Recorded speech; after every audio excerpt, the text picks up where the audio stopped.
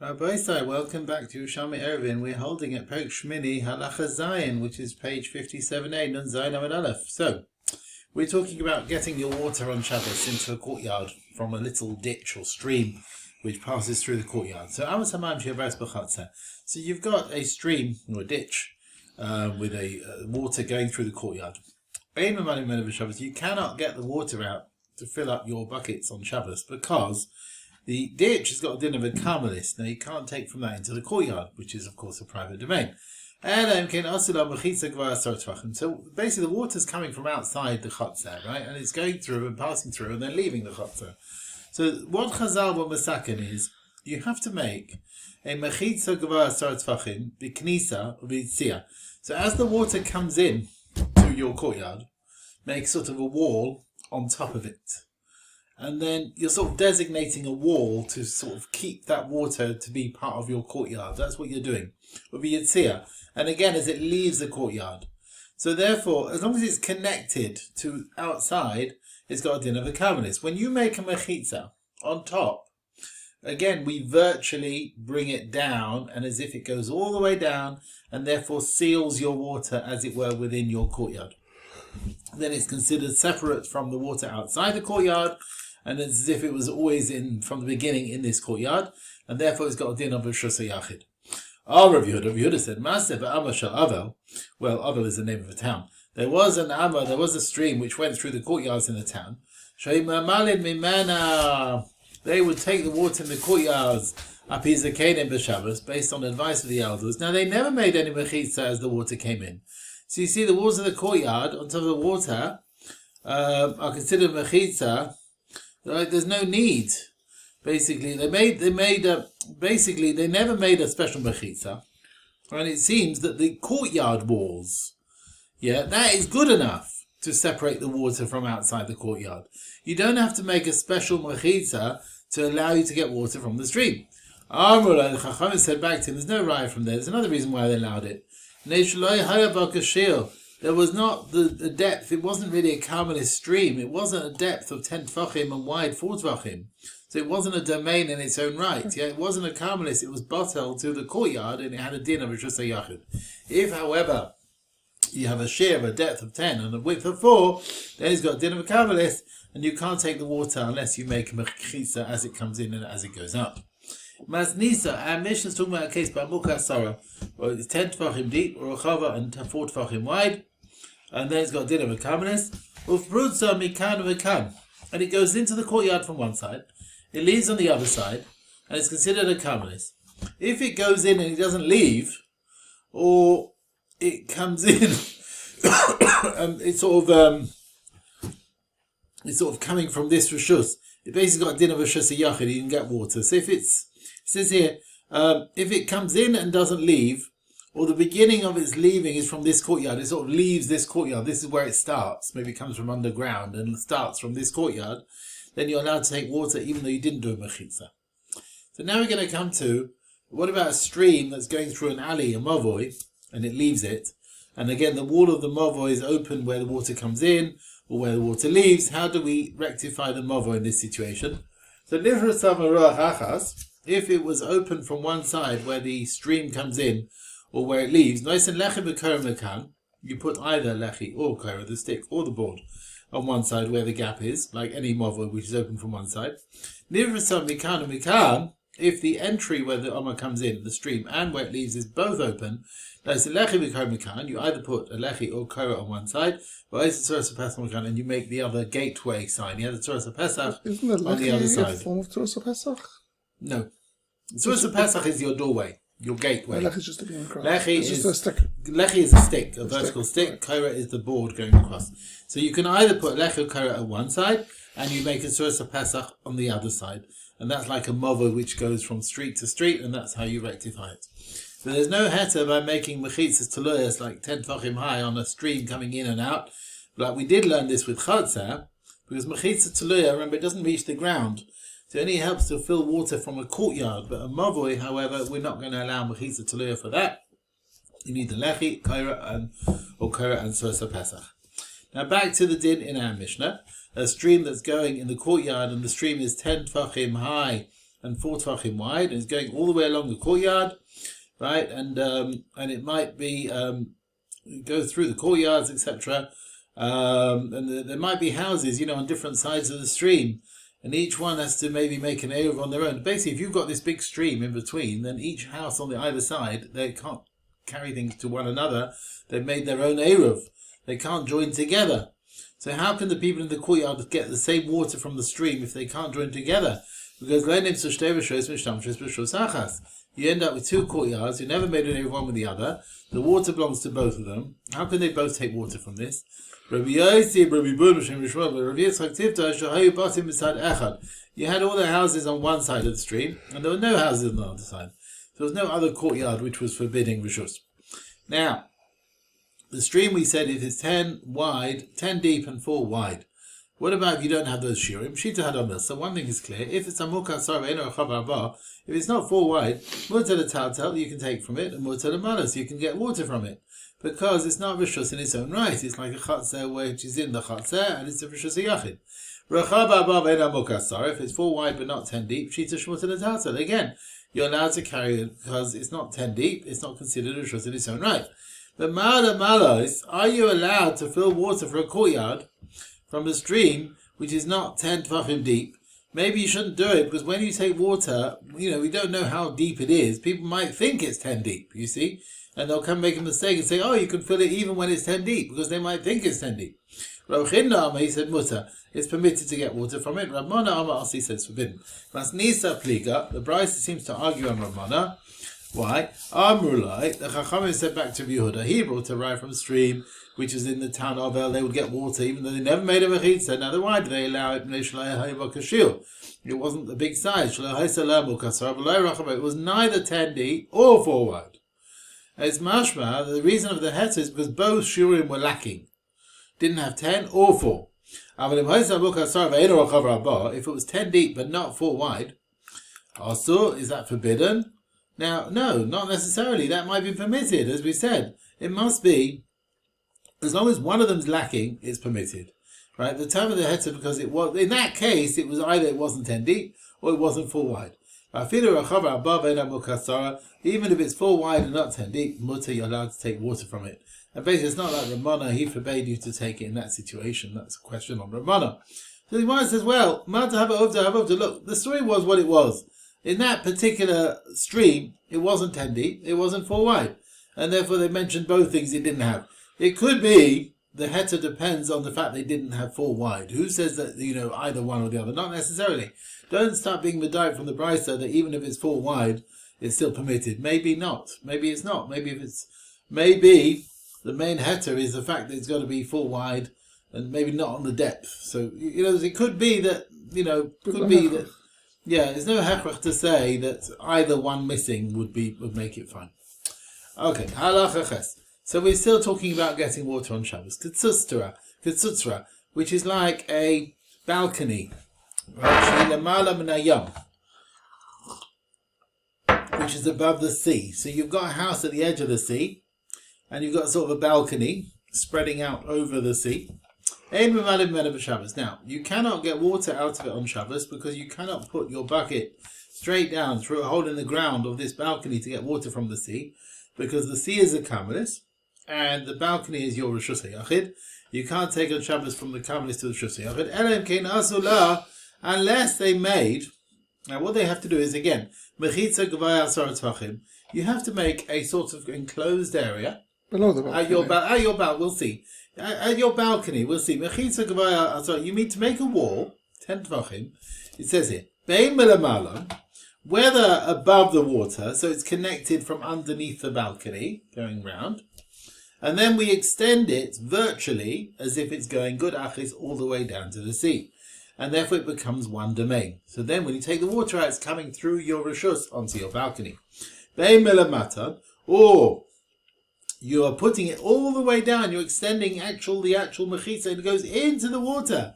It's actually submerged into the water from under the balcony. And then it's going good asik, and it's going straight up. And since everything is done into one rishus, you're allowed to take water from the sea in that situation. You might also have a situation with 2 balconies, one on top of the other. right? And they're above the sea, and they belong to two different people. Each one belongs to a separate person. And you've got a hole in each balcony, and the holes are exactly underneath the one above. Yeah. So you can put your bucket through your balcony, carry on down through your friend's balcony, all the way into the sea. Now, if they made a mechitza for the top balcony, but not for the bottom one, they're both forbidden to get water from the sea, because you are sending your water through someone else's reshus, and that you can't do. Until they get together Eruvin Daf, the bottom people can't get water because they don't have mechitza. The top one who made a mechitza can't get water through the hole underneath because they never made an Eruvin Daf with a balcony underneath. And they can't take from the bottom one because that's tilted from another reshus to another reshus where they've not made an Eruv. Now, if they make a mechitza, back to what do we say in our Mishnah then? So if you have a mechitza underneath the balcony, that's how you can get water from the sea. Now, the mechitza should be, he's saying, it should be submerged into the water the height of the bucket that you are using. So it should be noticeable you're making a mechitza to allow the filling of water. If you make it above the water surface and not submerged, he says it doesn't help. Ravuna said, he says, if you made the mechitza under the balcony, and it's not actually under the balcony, there's a bit of a gap there between the mechitza and the balcony, then you need the beginning of it, a distance of at least 3 tvachim from under the balcony, and then it's considered connected. So it should be within 3 tvachim of the floor of the balcony, because otherwise it's not noticeable that you're doing it for the sake of filling water. So he says, you have a balcony above the sea. Percha says maziva. You can make a hole in its floor, and you bring the bucket down, and you get water. He says even if this brisa holds, you don't even need a mechitza. Now we'll see why. Okay. We'll see. This opinion holds we don't see mechitza. We'll see why soon. Now, he says the hole must be big enough, 4 by 4 tvachim. Mechitzas help if you have a surrounding an important area. An important area is 4 by 4 tvachim. So they've got to be an area 4 by 4 tvachim to have mechitzas. Now we've just got a square with a hole in it. We're saying you don't need a mechitza now according to this. Now why is that? Now, you also need to have a balcony, mechitzas surrounding it, let's say a height of 10 tvachim, and we imagine they're extending downwards, and therefore you can get your water from the bucket, even though you didn't make them for that. So, what's happening is we're sort of extending some of the balcony and sort of bending it round to go down. That's what we're doing. You might not even have. He says here, Chanani ben Akavia, he holds the ground of the balcony kuf v'gud. That means you could take the land of the balcony and imagine it's bending downwards, and it makes a mechitza around your hole. Do you understand? We're bending it down. Literally. We're bending it down, and it's still mechitza tuluya. It doesn't reach the surface of the sea, and we're saying good achis as well. Our Mishnah needed a proper mechitza around the hole. Our mechitza doesn't hold all this. Right? And our mechitza holds, our Mishnah holds, it's going to be noticeable it's made clearly for getting the water. No, it doesn't have to be made for filling the water. He relies it based on the balcony floor, which wasn't made for any mechitza at all. Right? And he's using the balcony floor and imagining it's bent downwards going down. That's the way he understands it. So, now, who is this? We explained. Okay, so he mentions the idea of it should be a shir mechitza. It's mechitza surrounding an area of 10 tvachim. Then we say good achis. Taman Amri in Bava they said afilu ein mechitza gvas asara. Even they explained Rav Chananya ben Akavia that no, they don't have to be 10. These mechitzas that you're making up don't have to be 10. But it's got to be a sizable area, so it's got to be 4 by 4. Now he says here, 4x4 amas. Before we had 4x4. What did we mention? 4x4. About tfachim, by 4 tfachim. Right, that's what we quoted before. And now in the notes here, it's saying 4x4 amas. And he says 4x4 amas. Now whether, I don't know if that's, maybe we might be checking that. For Hushesh Berechav Abba, Nas, maybe that's right, Nasikim Shamares. And we imagine the base of the balcony around the hole as if it's bending downwards and makes a mechitza around the hole like a filter where you strain the wine from the sediment, which is put on the whole of the vessel, where you pour down the wine and the mechitzas bend around it. And basically you have, he seems to stress here this idea of 4 amas according to this, which is 24 tvachim. And the hole itself is a width of 4 tvachim. So yeah, the whole area is 4 amas, and the whole is 4x4 tvachim. You understand? And then you have like 10 tvachim on each side, and when we imagine that they are bent downwards, you have mechitzas of 10 tvachim. So it's kaif and of it, yeah? It's what? Bending and it's yes, exactly. stretched. It's and good achis. So you've got 4 in the middle, which is the hole. You've got 10 on either side of floor, and we're taking that 10 and bending it downwards and extending it all the way downwards. He goes back to the idea of getting water through the bucket. He says, you're allowed to get water from the sea, but you can't throw it back. He says, when they got together, we'll appoint you on the community. Yeah. What did he mean here? Oh yeah, when we approve everyone, we'll approve you. He's laughing at him. He's saying a little joke to him. There's no such thing. Of course, if you can get water out, you can throw it back. No, he said, where's the praise? Yeah, he should be appointed as a chacham. There is a reason for a difference. You're allowed to get water out because you're getting it through the hole, through your area, which is your rishus of the balcony, rishus yachid. But don't throw it out because the water you throw out goes from there to beyond the wall. You're throwing it who knows where. It seems you're not throwing it through the mechitzas. No. And it's rishus yachid to an area which is beyond the mechitzah. You'll just throw it out and it'll go into a karmelis. Now back to the din of Rechanan ben Akavia, that you're allowed to fill water even if you didn't make mechitzas because we bend it across and bend it down. He said this din with the Kinneret, so the mountains surround it. It's considered mechitzas. And since the sea is surrounded by mechitzas, he was lenient to get water from it. But the sea, which is not mukha mechitzas, Rav Chanan ben Akavia agrees with the Chachamim that you cannot fill water from it unless you make a mechitza around the hole. Okay. Rav Eliezer Shal Rav Yochanan. Now this is something else. Mechitzas through the mountains surrounding an area. So Rav Eliezer Shal Rav Yochanan. Ahan piyusrus.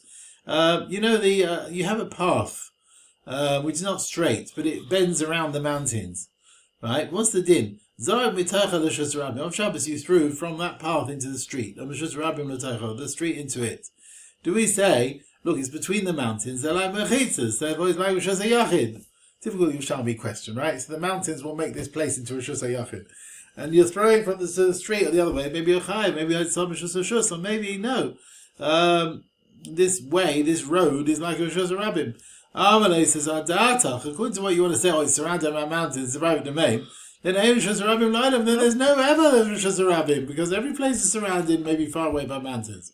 Rishlakish said, Rishus Rabbim has to go all the way from one end to the other, open on both sides. If you've got mountains at the end, then it's like they're walls, and therefore they remove the din of Rishus Rabbim. Now, Rish Lakish doesn't actually fit in with what he says elsewhere. Muchlav Shidduch Rish Lakish. The Amma who said Rishus Rabbim B'Adam Hazeh, elsewhere he said that no, there's no Rishus Rabbim at all. She never says Kalgei Nase. It says that the mountains will become low and the lower areas will become high, and then the whole world will be straight. But nowadays there's mountains and valleys, there's no Rishus Rabbim, and that doesn't fit in what he said before, that you've got to be mefulish from beginning to end. It sounds like if it is mefulish, it's Rishus Rabbim, even though there are mountains and so on. Just before we move on, I'll just see the note here. So, why we're saying it's, this derech is not considered Rishus HaYachid, I mean, it's surrounded by mountains. She says, in Bavli we find various svaros to say Rishus HaRabim in an area surrounded by mountains is not Rishus HaYachid. One reason is because we say the Rabim are Mavatel Mechitza. The Mechitza, where many people go by, is not considered a Mechitza. That's brought Machus Tanaim. Also Mechitza, which is done b'dei Shamayim, a natural Mechitza. And then the Rabim are Mavatel Mechitza. Also, the mountains that surround this big area, it doesn't become Rishus HaYachid because no one can see himself within the Mechitzas. Or these Mechitzas are not Ma'akev, they don't stop the people passing through them. So these various svaros, Mechitza which is not made by man, and they're surrounding a massive area, they're not Mechitza to Mavatel Rishus HaRabim. Some say if the story is where the path goes around the mountain, maybe it's not Rishus HaRabim because it's not an easy use, it's not an easy path to follow. Therefore the Rabbim are not Mavatel that Mechitza going around the mountain. Alright, let's carry on.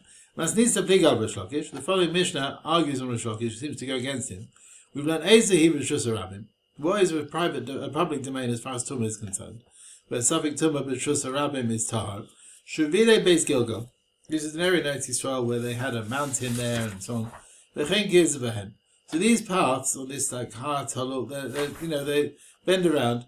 They're Rishus HaYachid l'Shabbos. They're not considered a public domain as far as Shabbos because it's very hard to go on them. But they're still considered Rishus HaRabim l'Tumah because many people go on these paths.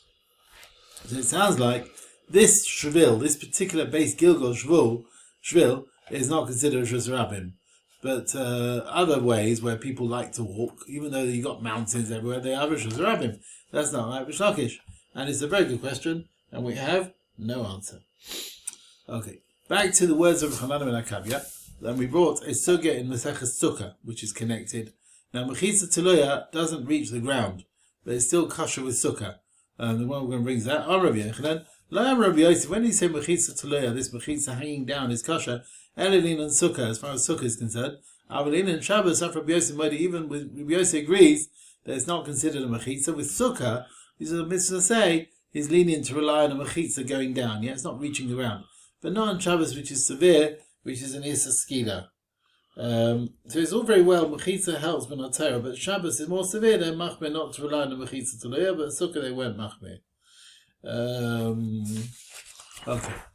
Mil say, Rav Chanina Amra, from the words of Rav Chanina, we say, Afli men Shabbos. No, even as far as Shabbos as well. Rav Chanina, Shil time Bali Tzipaya, an officer came to Tzipaya, V'talu like Gitoyos. They put various sheets, which they hung on poles, to make a Mechitza, to allow carrying there, if they'll need to carry Shabbos, anything for this officer. And these sheets didn't reach the ground, they were Mechitza Tuluya. And so still, he allowed them to carry it between these sheets, because Shitas Aviv, like his father Rabbi Yossi, that Mechitza Tuluya helps on Sukkah, and the same thing it helps on Shabbos. So you see, according to Rabbi Chanina ben Yossi, Mechitza Tuluya helps even on Shabbos. Now Shmuel Rabbi Yitzchok proves, like the second opinion, Rabbi Yossi allows it even on Shabbos from another Amora. Rabbi Yossi ben Rabbi Yitzchok, as Rabbi Yossi ben Chanina, Rabbi Chanina. The words Rabbi Yossi, which we said is like the name of Chanina, his father. Rabbi Yossi allows Mechitza Tuluya even on Shabbos. Tarvei and Pligi. Then they both argue al Shitas Rabbi Yochanan. Rabbi Yochanan said no. Rabbi Yossi never said it's still on Shabbos. Da'ama Rabbi Yossi ben Chanina, they said, Rabbi Yudan, Rabbi Yossi ben Chanani ben Akavya Shlosha Amro Davracha, they all said that Mechitza Tuluya helps even with Shabbos. And that Rabbi Yossi ben Chanina explained his words, Rabbi Yehuda, the Gesharim, so three people held Mechitza Tuluya helps on Shabbos. Who are they? Let's see. Rabbi Yehuda, the Gesharim Mefulashim. Now this is Rabbi Yehuda in the Mishnah later on. You have a bridge which is going across the street. You have walls on either side of the street. Yeah, so you have two walls and you have a bridge. Now, you're allowed to carry under it, according to Yehuda, as Rishus HaYachid, even though you only have two walls. Because he says, we say Pi Tikra, the edge of the bridge extends down, and therefore you have an enclosed area from four sides. And therefore you have four mechitzas, and that's Pi Tikra, that the roof on the side extends downwards, even though it's only a mechitza tuluya, there's no real mechitza on the other side. There's two walls and that's it. But we're extending the side walls down, and that, even though they don't reach the ground. Rabbi Yossi Hoda Sukkah. Rabbi Yossi, who allows Mechitza Tula on Sukkah, and the same thing with Shabbos, and that Rabbi Yossi is Mashra Mechitza Tula even with Shabbos. Rabbi Chananah ben Akabi, the Tanya Rabbi Chananah ben he hitted Shloshet Dvarim. He allowed three things. Hitted Katzutzra. He allowed you to take water from the sea through a hole, even though, as we said, you never made a mechitza going downwards. He relies on the actual balcony floor, as we spoke about. That's again a mechitza Tula. It doesn't reach the ground. But Adsa Shabayom, he allowed to put fruit, which is like the waste of pulses and so on. We've got a bit of moisture, and putting is allowing you to put this fruit in this area of pulses. You're sort of hiding the fruit in the pulses. There's a bit of moisture there, but it's not making the fruit susceptible to receive tumah. You're allowed to hide your fruit to keep your moisture in the fruit. Yeah, so you're putting it in this thing, and he allowed you to do that. But Havah Saluntis, he allowed them to bring home from the bathhouse the various towels and so on, which they tzarayah themselves after washing, where there's no problem of haitzah, reshus. Even though it's moist, he wasn't worried you'll forget and you'll start squeezing it. So various other things he allowed. Some say he allowed the actual drying, not bringing it to his home.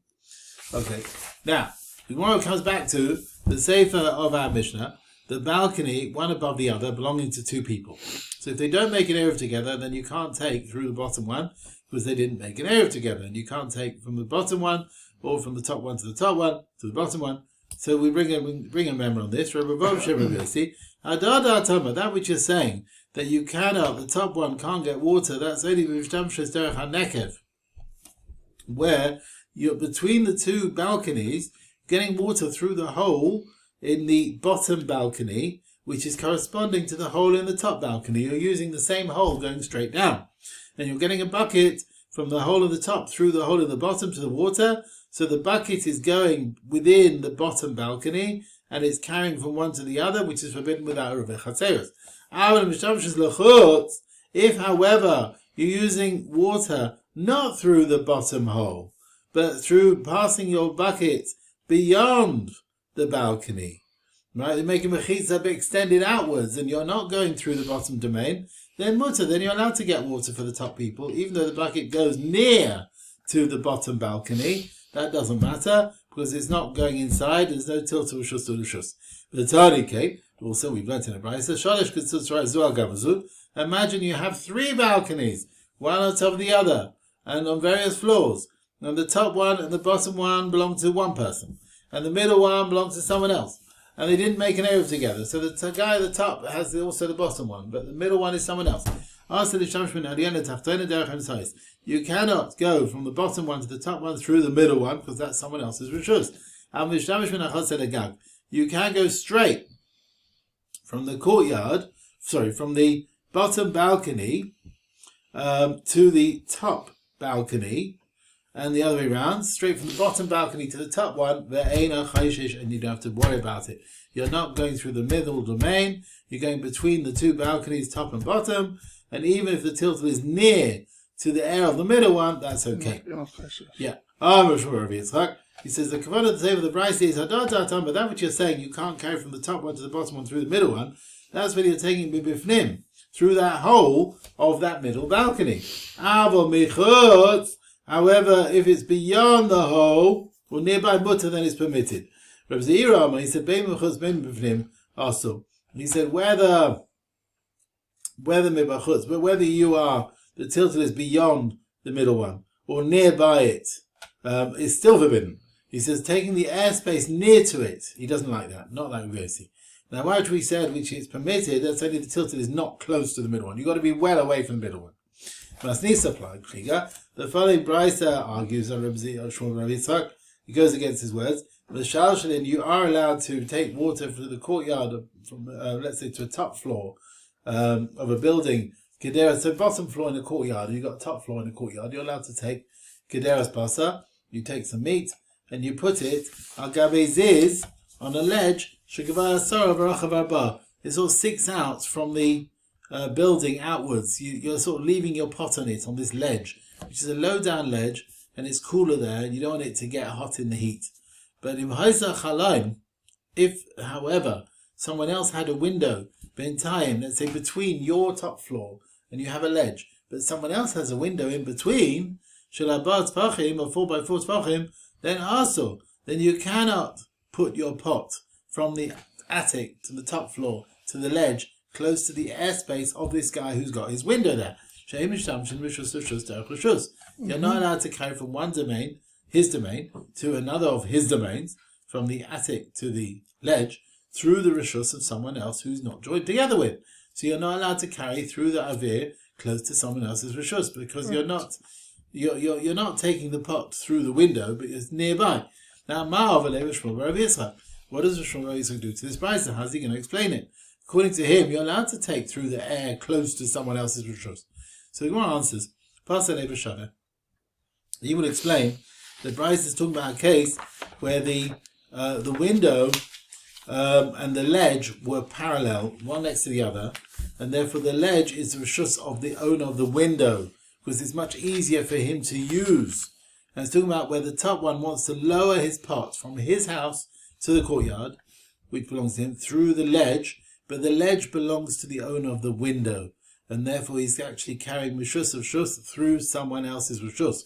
But we're not talking about where he's bringing it through the air close to someone else's rishus. He's actually taking it through someone else's rishus, and that's why it's a problem. Because there was no Eruv. Because there's no Eruv with the person who owns the window.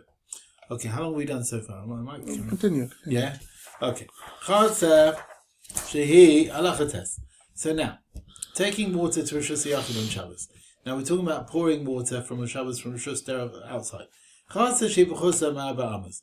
A courtyard which is less than 4x4 amas. Ein shoyach l'toich hamayim b'Shabbos. Now, you should not be throwing water down to Yadayim, washing vessels. The water's going to end up leaving your Rishus. You only have 4x4. This water, you're pouring it down here, it's going to go straight out. Unless they make some sort of water container, and it can hold 2 seah of water at its point. So it can hold 2 seah of water before it reaches the opening and it will start overflowing. So it's got to be able to hold that amount of water. And then, now eventually the water will overflow and will leave your rishus, but that's fine. You're going to have an area where you can go to within your rishus. The fact that it overflows and carries on going out is not a problem. Now this din is, bein mibifnim, whether your big sort of cesspit, as it were, whether it's inside your courtyard, or bein mibachutz, or it's outside, like in the street next to your courtyard. Ela shebibachutz, if however the pit is outside, sarach likma, so you have to cover it. You have to sort of cover up this pit. Right? Depends where this pit is. It becomes a mokum patur, you see, if you are covering it. And you're allowed to carry in it from a private domain. Right? If, however, it's in your courtyard, then you don't have to cover it. But if it's outside, you have to cover it. Rabbi Eliezer ben Yaakov, he said, Biv, you have, let's say, a stream for your wastewater, which is going along the length of the roof or courtyard into the street. Shuhu kamor, which is covered over arba amas, rishus harabim. So it's covered over for the first 4 amas, which is in the street. You can pour water into it on the Shabbos. Even if this sewer, as it were, carries on a roof, 100 amas, don't pour straight into this sewer. You can pour it on the roof, and eventually it will flow into the sewers over there. So don't pour it straight in, but pour it nearby, and eventually it goes there. You have a porch, as it were, a courtyard. This is a building, it's got a roof, and it's like an entry to the house, and it's next to the courtyard. Misafim, Arba Amas, they join up together for the shear of 4x4. So if this courtyard itself is less than 4x4, but it's got a 4x4 together with a sort of porch leading into it, then you're allowed to pour water there even without this pit.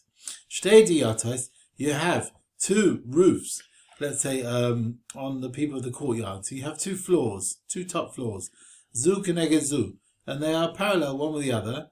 Between them there's a courtyard less than 4 amas. So you need to make a pit to allow the pouring of the water in the courtyard. On Miksasa, And the people of one of the top floors, Asu'uka, they made their sort of pit, their cesspit, to hold the Sasayim close to their attic, close to their floor, to allow them to pour the water. Or Mixasa, the people on the other top floor, La Asu'uka, they never made this container. So Esha Asu'uka Motorin, the ones who did make the container are permitted to pour their water. Esha Asu'uka, so the ones who didn't are not allowed to. Right. Now, a courtyard where the shear is 4x4 amas, you're allowed to pour water even without making a guma. The reason is, the Mishnah is mashma, if it's 4x4, you can pour water even without guma. So the Gemara explains, Shiru Tashmish Adam, when they worked out how much water you use, people with your household in one day, you use a sasayim, 2 sar of water. And Abba Amas, 4x4 Amas Mavliya sasayim, will swallow up, will take in, absorb that sasayim of water.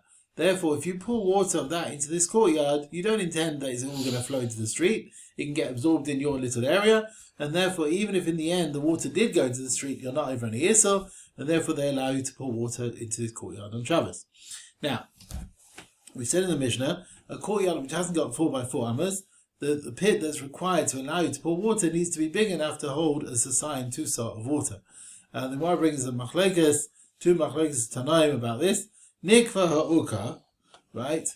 By the way, 40 sar is around 195 litres. So 2 sar is a 20th of that. So roughly a 20th of 200 litres, around 10 litres, something like that. Nikva ha'uka, if there is a hole in your pit, and it can no longer hold sasayim of water, and the water in the guma goes out through the hole into the street. You don't have to close up the hole. You can just carry on using it. Because despite now, some of the water will go outside. Some say, no, you need to close up the hole. If you don't do it, you can't pour the water. If it got filled with water before Shabbos, some say, you have to empty it before Shabbos. Otherwise, the water you pour will go straight into the street. Some say, you don't need to do it. There's one Tanu paskin to be lenient in both cases, and one Tanu was strict in both cases. The one who says you have to close up the hole, he forbids you to pour water to the courtyard if the guma is full. And for the same reason, in both cases there was a guma which could have held the water, but now it can't. And if you pour water there, it's going straight to the street. Mandam, the one says, you don't have to close up the hole. He holds mutalishbach. You can pour water to the courtyard even if it's got full. And for the same reason, he says the guma, look, it can hold it. So you can pour water even if now it can't hold it, it's fine. This is what Rabbi Yoni, your father, held on this. He also said that the two machlokes are connected. At the same time, I argue on both prices. Right? Can you pour? Can you not pour? Do you have to close up the hole? Do you not have to close up the hole? Now back to the din in our Mishnah. A courtyard which hasn't got 4x4 amas, you need to have this pit. And if it's got 4x4, then you don't need a pit. If the courtyard is slanty from like its inner point towards the street, so it's at a slant and the water's going to drain away. Even if it's more than 10 amas also, you can't pour water without a pit. The water is definitely going to go into the street before it starts getting absorbed in the ground. How big is it? If it's Yes, Ma'asa. Well, even if it's big. It's much bigger. And it's still a problem. Water's going to... But now we're saying, look, if it's at a slant, that the water's just going to go straight away into the street, then he says it's a problem. I feel right. If, however, if the slant is going into the courtyard from the street, I feel even less than 4 should be okay. What are we talking about? The Shabbat, it's an equal height, equal level. So this, if it's less than 4, you need to have a pit, and if it's 4x4, then you don't need a pit. Now, Yerucham and Reish Lakish argue separately elsewhere about a courtyard which has got 2 different height levels. According to Yerucham, the 2 different heights can't join for amas to allow you to pour water there. With Reish Lakish, they do join if the top one is not so noticeably different in height from the bottom one. So, Masnisa Pliga Rav Yechanan. Our Mishnah seems to argue in Rav Yechanan. We said in the Mishnah, the courtyard and the gatehouse join up, let's say the porch, join up for amas to allow you to pour the water. And usually, the asadra, like the porch, is like a bit higher than the ground of the courtyard. And nevertheless, the Mishnah says it joins up for the shear, and that's not like Rav Yechanan. So Pastor, you'll answer it, no, it's not higher, but Shaveh is the same height. Masnisa Pliga, the following brisa argues on Reish Lakish, because on Mirpeses Hagag ve'Chatzer, like the gatehouse and the porch, whatever, and the roof, they all join up for Arba Amas. So a roof, it depends if there's different heights of a structure, and they also join up for Amas. Now, even if Shlokish agrees that if the top part of the courtyard is higher noticeably from the bottom bit, they don't join up. The Brisa seems to say a roof can join up. Now, the roof must be nowhere near. No. Again, it's a roof which is a level height to the courtyard. So basically, they're like Hanof, right? We got the buildings on different heights. So the roof on here is actually level to the courtyard over there. I will prove it to you that that's the case, because we learned in the Brisa, the house and the porch and the courtyard, they don't join up. So how can I explain with the ratio of the Brisa which says they do join up? So you have to say, that's where they're not level. When the ratio is talking about, where they are level. There must be that. And therefore the Brisa, you see that's like the Pirush. It depends how close they are in height. Now, Reb Yaakov allows you to pour the sewage into the stream, the Biv, which is covered the first 4 amas as it leaves into the street. They both said one thing. If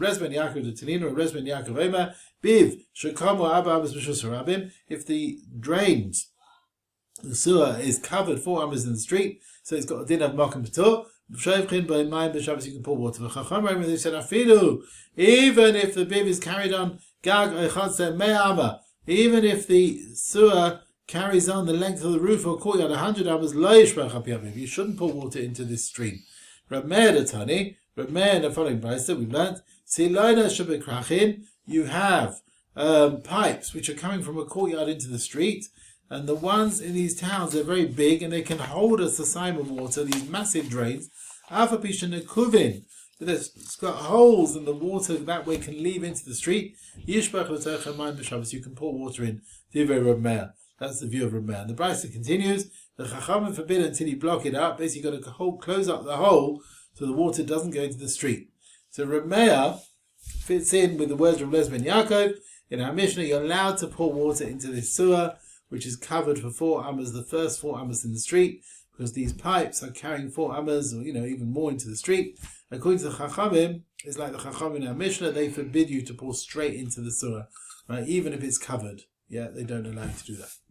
Now, we said in our Mishnah, the Chachamim forbid you to pour water straight into the pipes, the sewers, but they allow you to pour it on the roof, and eventually it gets there. The Tani came with if you had a sort of a drain which is carrying on the whole length of the roof, and the water from the roof goes down into the drain, and from there goes into the street, mutter, then you're allowed to pour water on the roof on Shabbos. If it's a rainy season, mutter, again you're allowed to pour water on the roof in any situation. If, however, you've got the pipes where the water goes through into the street, then on the roof, also don't pour the water on the roof on Shabbos the rest of the year when there's no rain. So if you've got the drains going down, he says don't pour water on the roof. And he says here, it seems the water in the pipes go into the courtyard and from there into the street. So you can pour the water there, but the water in the pipes in Ores goes straight to the street. So don't pour water there. So it depends, are they going in the courtyard or going in the street? Alright. But Tani Bakapara learns in a Brisa, if it was a private area, mutter, you're allowed to pour water on the roof the rest of the year. Basically, the issue to use these pipes is Maris Ha'ayin. So there's no problem people seeing you, the water going from the pipes to the street, it should be permitted. And this idea that when no one sees you is okay, is not like Rav. And we've seen many times in Kilayim towards the end, where Rav held, well, even if people don't see you, it's still forbidden. Maris Ha'ayin is still forbidden. And the Yerushalmi completely rejected that idea and brought 7 proofs against it. And Hadar Pligi, this Brisa clearly also goes against Rav. But lest they kill. And Rav has no answer to explain it. But you have to say, argues with him. The Rav said, Kol Sha'asul, anything which is forbidden, Shemaris Ha'ayin, Afilu B'chadar Chadarim Asul. They even in hidden is forbidden. This Brisa allows you to use a drain when there's no worry that people will see the water going from it into the street, despite the fact that you're not allowed to do it when the water goes to a place where people are passing by. So this Brisa clearly holds that Masa, which is also because of Maris Ha'ayin, is permitted to do it in a private area. Hadron alach ketzam mishtatfin.